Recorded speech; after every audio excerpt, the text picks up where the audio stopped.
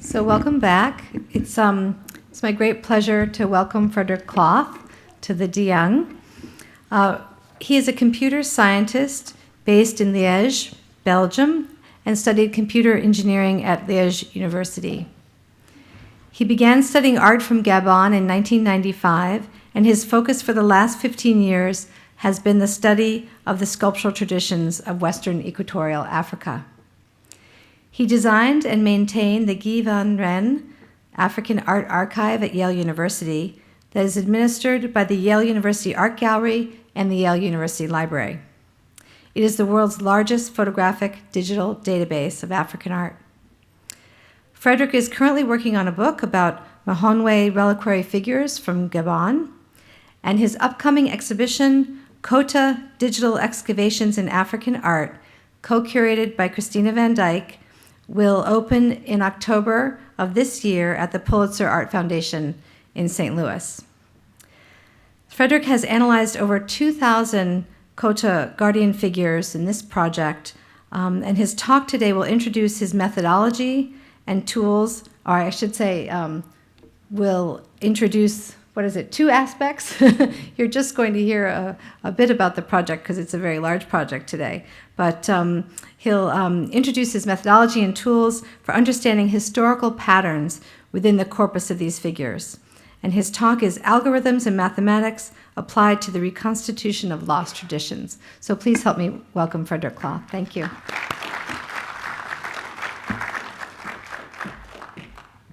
I'm going to talk about how computer can be used to recover information that is lost about large corpus of objects.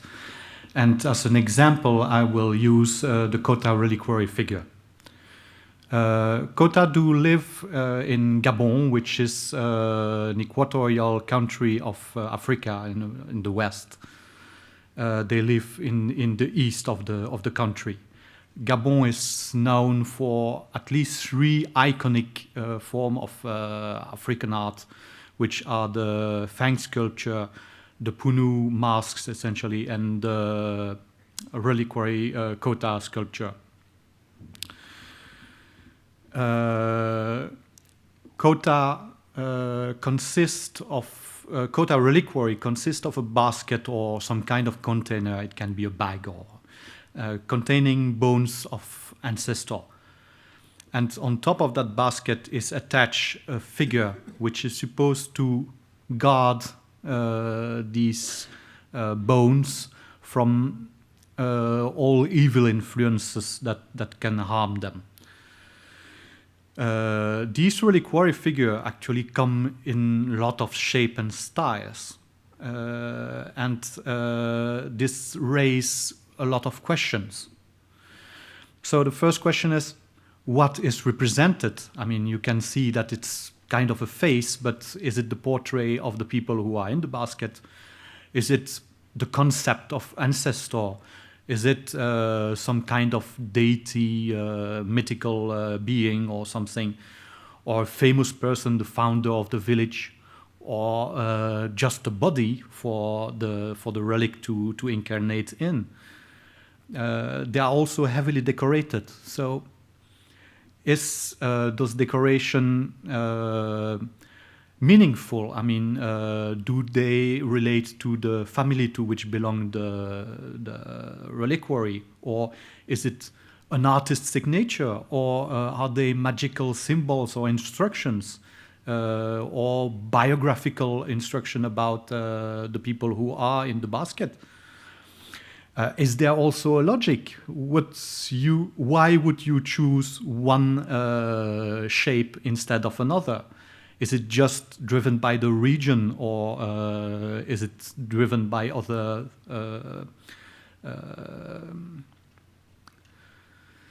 Is it art or craft? I mean, does it is the repetition of a traditional scheme that have been unchanged for centuries, or are they artists? Are they invention? Are they?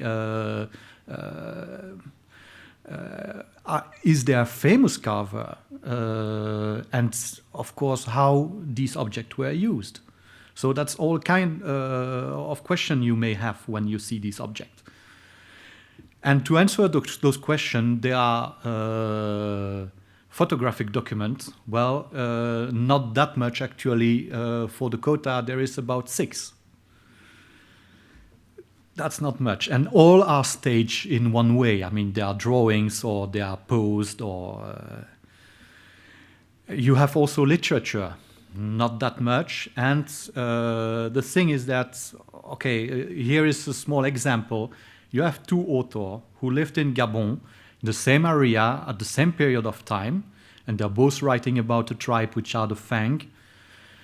And one concludes they are cannibal, the other concludes they are not cannibal. Who is right? We don't know. The thing is that if they start to speak about cults, about secret society, about things which are a little bit more subjective, how can you rely exactly what is written? You have to be very careful. I mean, to answer those questions, there are the objects themselves. And there we are lucky because there are about 2,000 of reliquary sculpture that are documented. There are probably have been maybe something like 6,000 produced, but many of them have been lost, obviously. And this is while I was looking for objects and I was making a small database of myself. Being a computer engineer, I drew them by hand on paper, of course.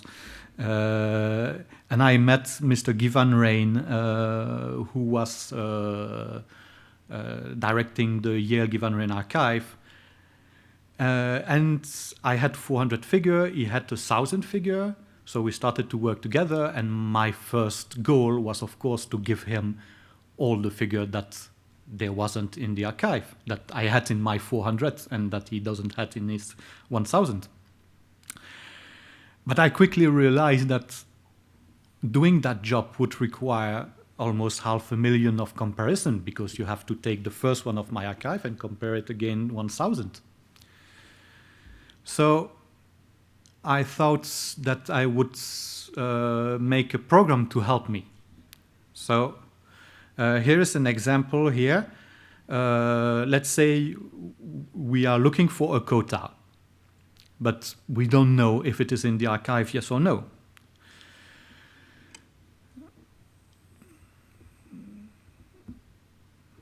So we start the archive, and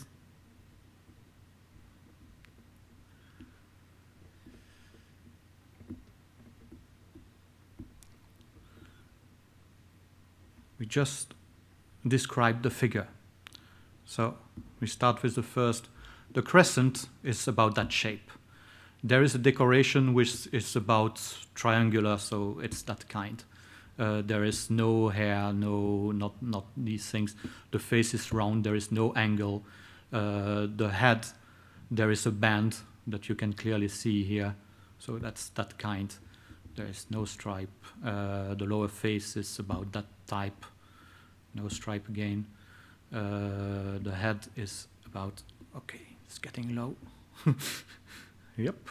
The head is about this. The ear like this. There is decor. There. Continue. The eyes are about like this. The mouth is a bit like this. I don't know if there is teeth. The neck is hidden by the arm, so I cannot answer that. I don't know if there is any necklace because it's behind the arm.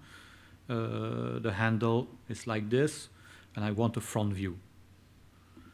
So I asked the database to search for that.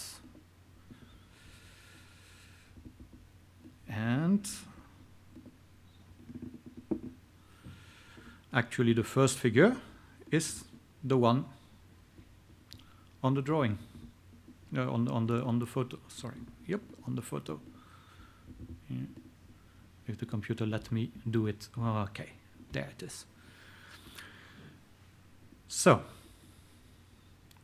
I go back. How does this work? Well, let me begin with two simple examples. Let's say I'm looking for an object of 43 centimeter high, and I find one which is 45 centimeter high. Well, the difference between the two, the distance between what I search and what I found, is 2 centimeter. You can say the same thing if I look for an object, let's say, exhibited in 1972, and I find an object exhibited in 1979, there is a distance of 7 years between the two. This distance can be combined using the Pythagorean theorem, well, an old trick. So let's say if I'm looking for an object of 1972 of 43 centimeter high, and I find an object of 1979, 45 centimeter, then the distance is the square root of the sum of the individual distance raised to the square. It's, in this case, 7.28 something. This implies that a year and a centimeter are weighted exactly the same. If you don't agree to that, there are the gray constant here that you can play with to adjust exactly what you want. An important consequence of this, if you ever worked with a database, if you ask for something in a database, what you will get is, let's say, the 10 result which match exactly what you are looking for. With the distance engine, whatever you ask, the answer is all the objects, the 2000. But they are sorted so that the first one is the nearest from what you search, and the last one is one of the farthest. This works quite well because they are numbers, so it's easy to compute the distance between two numbers. But what about qualitative object aspect? I mean, what about decoration, shape, colors, these kinds of things? Well, here, let's say on the crescent decoration, we can divide it into broad categories and consider that if two objects belong to the same categories, then their distance is 0. If they belong to a different category, then we cannot say much more than there is a distance, because there is no specific order. I mean, you cannot say that a triangular decoration is farther from a square decoration than from a round decoration or whatever. So we pose in that case that the distance is 1. But still, we can combine this distance using the same Pythagorean theorem. So these two objects, for instance, have various qualitative aspects, and the distance between the two in the end is 2.398. It's a very precious thing. We have now a number which tells us how close or different are two objects. And of course we can use that to search an object, but we can use that also for a lot of other applications. So let me show you now. Yeah, a small software. So on these on this screen, each of these dots represent one quota. So there are about 2,000 dots. And I instructed the computer to group the dots which are close. So the lesser the distance, the more close will be the dot in the end. And the greater the distance, the more distant will be the dot. And you leave the computer, make it work. When I made this research, that work actually would take about a week. Right now, it's taking a few seconds, so you are quite lucky. But you can see that slowly there is a structure that is emerging from which was just a cloud. You can see now that there are things which come, and what is becoming obvious is that there is kind of two area into that cloud. There is some kind of two groups. So let's continue with the illustration. So we have these two groups, and let's call these two groups A and B. The computer won't tell you more. So let's stop there and let's go back to our question. My wet dream would have been to have a group of kota made by one single carver, because then you know they come from the same region, they come from the same guy, etc., etc. So a lot of unknown things would be solved. The problem is that none of these data were recorded, so it stays a dream. But we are a bit lucky, because we can ask the system to give a series of Janus figure. And Janus have two faces, that's the very definition of Janus, made most likely by the same carver. So here are the Janus returned by the system. We see that actually they are not randomly distributed. They fit basically in three categories. On one side, you have always a concave face.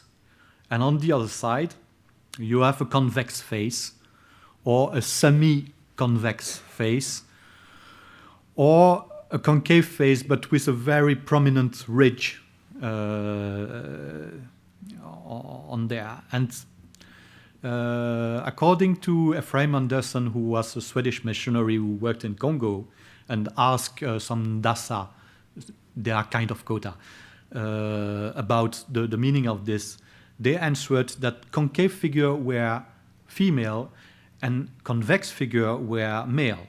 So we can see probably the Janus as some kind of opposition between these two genres, and most likely the semi-convex and the ridged variants are a way also to indicate male gender. It's not very important, it's just a convention. So let's now go back to the non-Janus object and see what we can say about this object. So let's start with a smaller, more manageable group of objects. There. So we are doing exactly the same. We are asking the computer to group the objects by distance. So those that resemble will tend to group together. So you see that the structure is building again with two areas, one here at the top and another one at the bottom, separated here by a white area.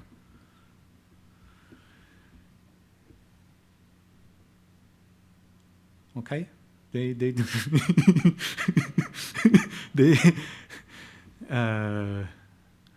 so what is the criteria that make these two groups?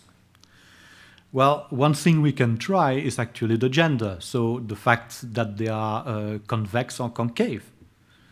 So we have the profile here, and you remember the constant we had in the distance. We are now going to play with them. So I just do that. And indeed, you can see that the two groups which were natural here, if I emphasize the profile, it's really the criteria that separate them.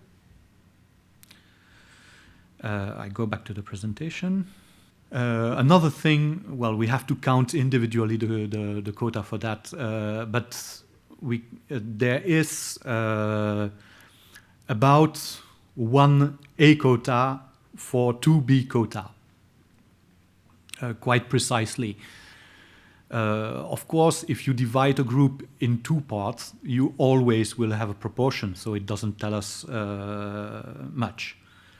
But what we see is that if we try with various styles, that division is a constant. It's always 1/3 of A and 2/3 of B.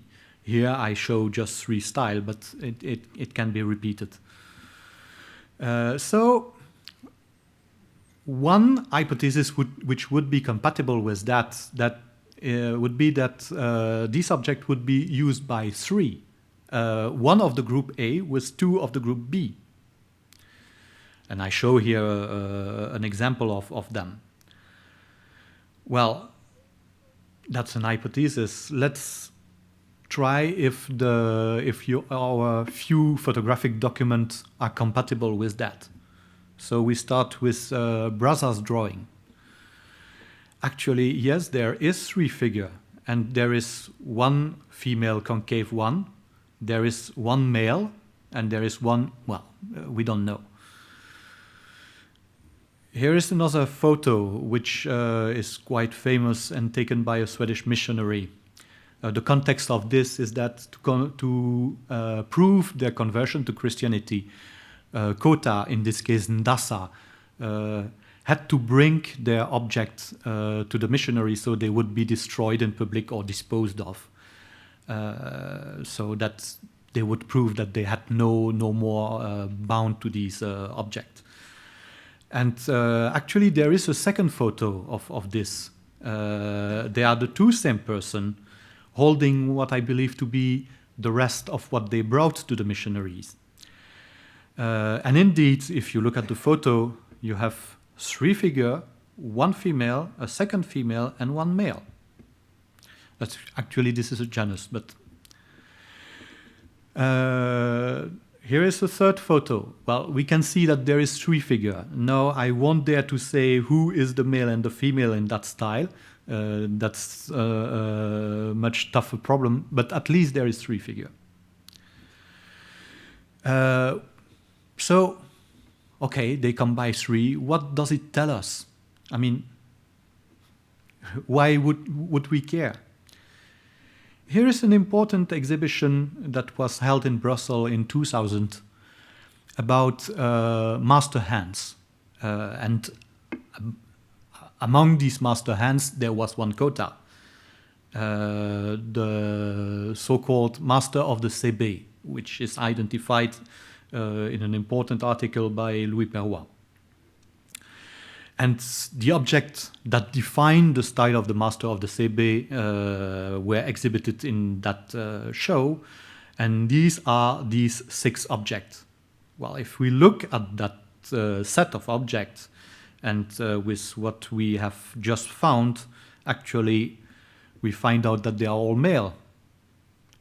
We would expect to have some female, actually twice as much. So let's try. Let's begin with one of the objects that was exhibited and see if we can find a potential female figure that would go with. Well, we need it to have probably about the same shape because it's made by the same sculptor. We need it certainly to have the same kind of age, the same technique, the same kind of metal used, the same kind of nails used. I mean, all these aspects should be relatively close. And the difference would be, of course, that in one case you have a concave face, and in the other case you have a convex face. Well, if we look, we find one actually, which is this one, which is pretty close. I mean, if we go back and we superimpose the 2 shapes, for instance, we can clearly see that they are quite close. I mean, if we just put out the face and try to recognize which is one, it's not so obvious. So that proves that they are quite close. We find only one. That's a problem. We should find another one. We should expect 2. So what should the second one look like? Well, we can go back to our simulation tool. which is here. There it is. So we have our two group. There we have the large group of the female ones, the concave ones. So we are looking for a criteria that would divide that group into two halves. Well, we can play with all the slider here, but since the talk is relatively short, I will give you immediately the answer. The side decor will do pretty much the work. So if we just extend the thing, you can see that the group in the bottom is divided in two halves when I play with the side decor. So I go back to the presentation, and if you count them, you see that actually they divide the group quite well into equal parts. In really strict thing, in all honesty, the criteria is slightly more complex than just the side decoration, but it will do for the speech. So the second one that we should see actually, well, should resemble a bit the drawing here in that it's close in shape but has the side decorated. You have to know that this style is from the 17th, 18th century. That figure has probably been lost. But okay, c'est la vie. So, in conclusion, I will show you a small game. Here are two quota. One is right and the other is wrong. Which one? Well, this one is wrong. Why? It's convex, so it's male. But on the side there is decoration that indicates that it is female from the second group. So the two information contradict. So, well, we have answered at least one question of our thing. Well, more than one question. How were they used? Well, by three, that's already something. Is the decoration meaningful? Well, some of it, yes. What shape of quota would you use? Well, there are some reasons that you use a convex face or a concave face. So we have started to answer those questions. And, well, would the speech last for hours? We could go further, but I think it's more than enough for now. Thank you for listening.